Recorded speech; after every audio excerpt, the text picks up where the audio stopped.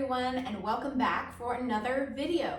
This week I'm going to teach you a tip that pertains to walking. So at the end of this month I'm going to be having a sale on my workouts, and one of the new classes that I have includes a sequence where you're doing the walking in place like we do in the walking workouts, but we also do some walking backwards. And today I'm going to explain to you why this can be helpful when it comes to mobility and movement patterns. A lot of us walk forward, obviously, during our day, but we rarely walk backwards. And what happens to our brain when we tend to get in one movement pattern for a long time, we can create compensations that we don't even know are happening. So for example, if you always walk with your foot ducked out and you're not really paying attention to that movement pattern developing, you can walk with your foot ducked out and have no idea that you're doing it until someone's like, hey, did you know that you walk with your right foot ducked out or your left foot slightly ducked out? And then you can start to actively correct that. So when it comes to walking, we walk forward all the time. Like I said, we're in that forward propelling movement.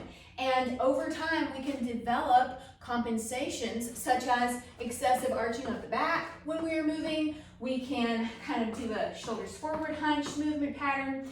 And when you walk backwards, it can actually help you tap into that posterior chain, so the back of the body. It can help you get more activation, especially in the glutes. Many of us don't realize that when you're walking, you should feel your glutes firing, your hamstrings firing. You should feel the back of the body. Most of us are quad dominant, so guess where we feel it? We feel it on the front of the leg and the quads and the hip flexors. This gets tight, which pulls the pelvis forward and causes weakness in the abs, but also the glutes. So if you can practice walking backwards, you can actually, it's almost like you retrain the brain a little bit to go, oh, wait a minute, we always walk forward, now we're walking backwards. So try it. Go ahead and try just walking forward for a second, and I'm actually going to move up and walk backwards. So you can try this right now as well. But when I walk backwards, I notice that I feel like, compared to walking forwards, I feel like I'm getting a little bit more glute activation. So it's the same thing. You're thinking reverse, you're thinking, stepping into the heel, stepping into the heel. Notice if you feel your glutes activate better than when you walk forward. So go ahead and try that a couple more times. Just literally walk backwards with me. Think about knee, little toe still while you go back, and then actually turn around again and do one more time walking backwards. Okay, now I want you to walk forward and notice and keep that same activation. Think about activating the back of the body and the glutes. Oh, well, now we have a little bit more activation in the back of the body and maybe those areas that you have trouble with activating when you walk.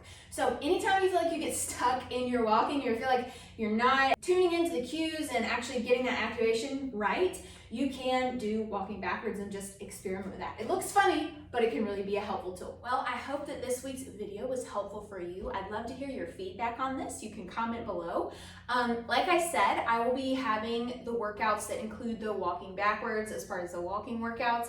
I'm gonna have those available later this month. I always do a sale after Thanksgiving. Usually it's 33% off the entire site, so all of the recorded workouts and classes are gonna be available then. So if you're planning on getting something to start your new year off, you may wanna wait until later this month after Thanksgiving for that sale and new classes being released. Thanks as always for watching, and I'll see you guys next time.